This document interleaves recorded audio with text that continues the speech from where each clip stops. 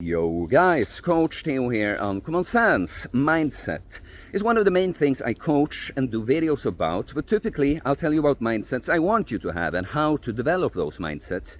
Today we're flipping the script and I'll be telling you about the pencil neck mindset, optimized for absolutely zero gains and low testosterone, a collection of ways of thinking and approaches that I definitely don't think you should have.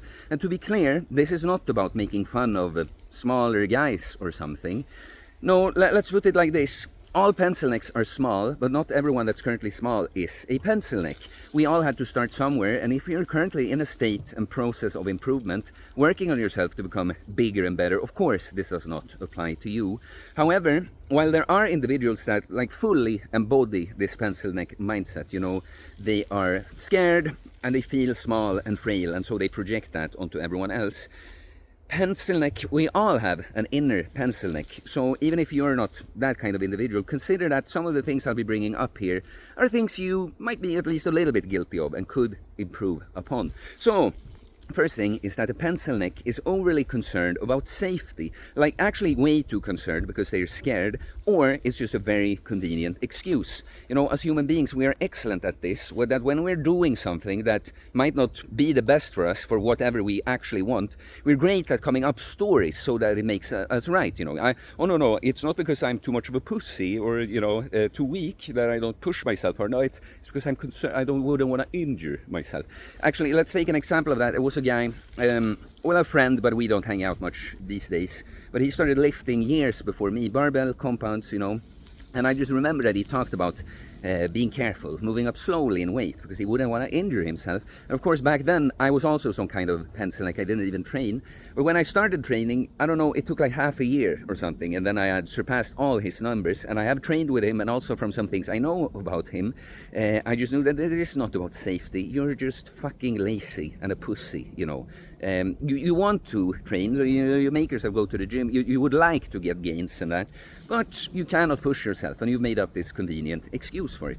But then, what you got to realize, guys, is that, of course, risk of injury is something we have to have in mind. I'm not telling you to be just a complete idiot like that, but you also got to realize that if you're serious about getting big and strong, it doesn't matter if you're, taking precautions not to injure yourself. Injuries are part of it. Something is going to happen at some point, and sometimes we can even injure ourselves when we have kept everything in mind, but also when we're not even doing something heavy, because we just managed to get into that one position that would hurt us, right? And so what comes to mind is when I was working in a gym, there's very much a guy that embodied pencil neckness for me. He would always give me the evil eye when I was to quote Eric Bugenhagen, I'm sure I'm going to talk about later here, horse cocking, throwing around some heavy weight. I would see him judge me for how unsafe and bro-y that was. This guy was super skinny, and he would show up to do squats. Well, he proceeded to do this long-ass warm-up, then put on knee wraps and the belt and whatever equipment. I barely use any equipment, accessories like that, but only to proceed to do squats with 50 kilos. And again, I would never make fun of someone's squat numbers like that, but this is just so obvious. This guy, I never saw him improve. I worked in that gym for 2 years. He looked the same. I saw him do this shit with 50 kilos on the squat bar, and it just cannot have been what he wanted to do. I'm gonna be super serious, warm up and use equipment as if I was a powerlifter, only to always squat very low weight. This guy was too concerned about safety to make any progress, right? And look, I'll be the first to admit that I've been too much in the other direction. However, I very much prefer that, and let me tell you why. I'm someone, because I say, injuries are going to happen anyway, either way, and all injuries I've had, whether minor or major, let's say that half of them could have been avoided if I was just a little less risky, a little smarter, But I gotta tell you, we're men, taking risks are what we're about. Nothing great was achieved because you took the safest way, and life is not about safely arriving at the end with as few scars as possible. No, it's about making the most of it here. So, that's the thing too. Just kind of embrace it, take some risks too. But someone that currently pushes too hard, they can do everything necessary to achieve great results. All they have to do is learn to dial back just a little bit. Let me tell you about one time I remember, because I learned a lot from my injuries. I'm still working sometimes with dialing things back, but generally I learn a lot from the injuries too, both about the anatomy of the body, how the rehab process works, but for me too, like, okay, maybe it's not the best idea to give it 100% of the time. But so, years ago when I was deadlifting, my current at that time 6 rep max, 180 kilos. I did a set of 6, and I rest. I'm gonna do the next one. I want 6 again, but after the 5th rep, I'm just like, should I really go for it? But in my head, it's not that, better be safe voice. It's more like, you gotta do it or else you're a pussy. You know you have that rep. So I had to go for it, and I heard the sound from my lower back when I didn't get a herniated disc, but it started bulging, and I had to spend some months recovering from that, right? But look, all a guy like me has to learn is like, don't go for that rep. Like, you're doing actually more than you have. You just don't go on an exercise like that. Just stop there, right? And yeah, here's another one. I guess the safety one is a big one. When I post, I guess it's a combination. Let's transition, since I'm not doing a little list anyway. But when I post like more unusual things I do, like neck training, for instance, now we're talking about pencil neckness, right? But so often someone has to like respond to a story I post on Instagram, or comment if I posted something on YouTube. Aren't you worried about hurting your neck? And first of all, I worry as little as possible about everything. I just try to be aware of risks instead. But first of all, with training the neck is just a muscle and joint like anything else. Of course, it's an area we do not want to injure, but there's nothing that makes it like more likely to injure the neck just because it's the neck, you know. And I very much approached actually specifically neck training. I trained at higher reps, built a foundation before I moved on. But the exercises I do for the neck feel very, very safe. Like, I'm not really concerned about hurting myself at all. But it's not just that. It's also, now I want to move on. The pencil neck kind of is overly concerned about outcomes because he is lazy and doesn't want to push, or weak like that. And probably, the pencil neck cannot take pride in just doing the work. I am a beast. I am pushing myself. I am accomplishing something here. Look at me. It doesn't matter about the result. I'm just a fucking beast moving all this heavy weight right now. No, the pencil neck is, it's a means to an end. Probably the pencil neck doesn't really care about being a good man or something. It's probably something like, if I get muscle, then maybe girls will like me or something. So everything in the gym is just a necessary evil. There must be, I do this exercise that I hate because I want bigger biceps. That's what I want. That's what it's really all about. And so what I mean by this is that when I post some unusual stuff, like, let's say, I sometimes put like weight in my mouth with a towel. I also get people concerned about my teeth or something. I'm just like, why? Why is that the first place to go? I promise you, I notice, I think about the teeth.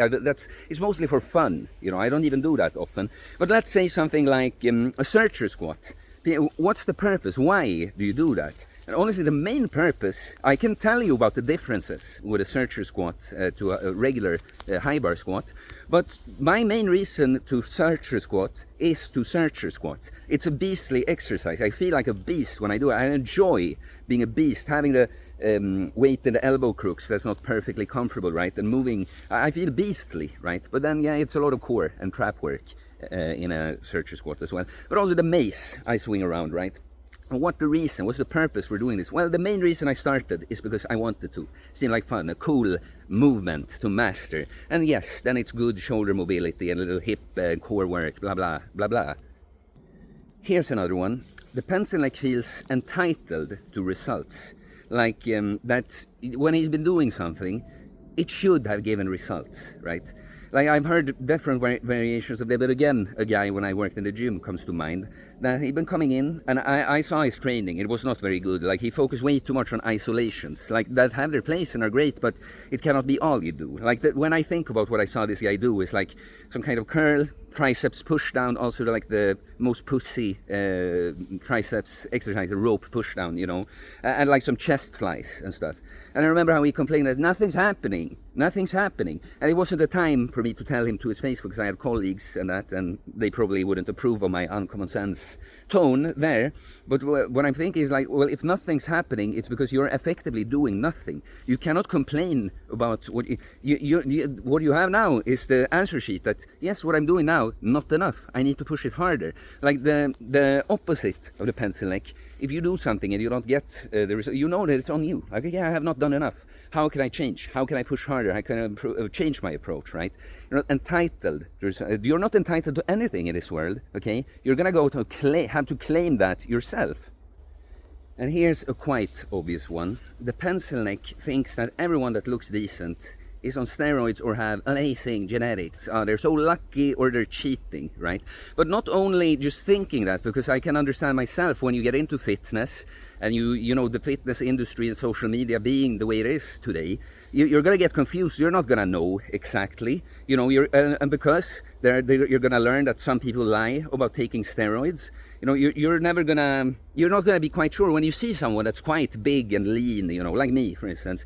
You might not be sure, and that's fine. I know that myself that I had my doubts about some people. However, what I did not do was come to their YouTube videos to someone that says they're natural and isn't like 300 pounds, you know, and say in the comments that you should come clean about the steroids. It's not nice to be lying to your audience. You're deceiving your audience. TRT is still steroids, you know. That's such a shit thing to do. Because you don't know. Like, if you think so, you can keep it to yourself, but realize that someone like me, when you come and drop shit like that, you're attacking my livelihood. What if I showed up at your work and was like, this fucking guy, you're a salesman, he is scamming when he's closing somewhere, just, you know, he's scamming you, he's not gonna give you what he tells you. I have no idea. No, you're just doing your honest work, but I just come there and spread lies about you. And threatening your livelihood like that is such a shit thing to do, of course. About the genetics thing, the pencil neck just cannot accept that hard work pays off, right? Because in his mind, he's justified. I'm doing everything. You know, I go to the gym. I do this. But of course, because he's playing it safe, you know. No, the pencil neck, just anyone that looks, it must be good genetics, right? It's like this guy that told me when he saw my calves but you gotta have pretty good calf genetics. I'm kind of like, bro, try doing 100 sessions of calves in a year with progressive overload. You know, train them seriously. Do 2 workouts per week with 2 calf exercises, one seated and one standing with bent knee. Apply go to failure, apply progressive overload. Come back and show me that you don't also have good calf genetics after then. Another thing the pencil neck likes to do is tell a story of, I don't really care about building muscle. I just want to be strong and healthy, you know. Which I always respond to, like, and how you're going to get stronger and healthier and not build muscle. How are you going to do that? Because of course some people, they print, no, yeah, but that's not the reason, you know. I don't care about the aesthetics, really. What I've come to learn is that the person that has to say that compulsively like that, they care the most of all. And it's like, you know, someone like me, I embrace the looks, but it's not all it's about for me either. I started purely from health. After that panic attack episode, I had no thoughts about aesthetics. I just found that on the way. And it's like, yeah, cool. This is part of it. I embrace it. I like improving the way I look, but it's not all I'm about. But what I've concluded is that for a lot of people, having a vague general goal like that, I want to be stronger and healthier, it's something that you don't have to feel like you're failing so much. If you actually admit to yourself, for instance, that, you know, I'd like abs, I'd like some shape to my shoulders, like this look that I actually would want. Now, like, when you don't look like that, you're failing. Like, you'd have to admit, I'm not happy with the way I look right now. But also, if you keep going and you're not doing enough, now your failure will be more obvious. But if you just had some general intention of being stronger and healthier, I mean, you're going to the gym, right? So you're doing well. And some of these guys, it's kind of funny. You gotta do that video about swole shaming, which I don't really think is a thing. It is a thing as in people try, but, you know, when you are swole, you cannot be shamed. That's the thing with so-called body positivity. How you know it's all fake and lies is that fat people can get so very upset if you say something about their body. Like, while anyone can have any opinion on my body, and it's just like, okay, good for you, you know. Oh, I don't like muscles. Oh, no, I don't think it looks good even. Oh, well, okay, you know. I love it. I feel great. I'm strong. But yeah, some guys, I've had this many times. They would tell me, like, I wouldn't want to look like you know, when they talk about their goals. Because who would say that ever to a fat person, right? But I, of course, don't get offended, but I like to make the point by saying, oh, no, I wouldn't want to look like you, a soft fat like that, never. Or I'll say something like, oh, no worries. There's absolutely no risk of you just ending up this. No, don't worry. But it depends on the person. I've had some guys that I interviewed to be my clients actually tell us, so I wouldn't want to look like you. And those guys have at least come far enough that when I just start questioning them they will kind of admit, like, maybe I just don't think that it's possible, right? That's always the thing. Because the person, I know, look, that's the thing I'll end on here, because that's also a pencil neck thing, right? Oh, no, not everyone cares about building muscles so much. I'm quite aware, if there's something I'm very aware about, is that people do not prioritize or are nearly as good at this as I am. But I think there's a general level of fitness that everyone should achieve. But I very fully understand that not everyone wants to max out specifically in that regard, right? You absolutely don't have to.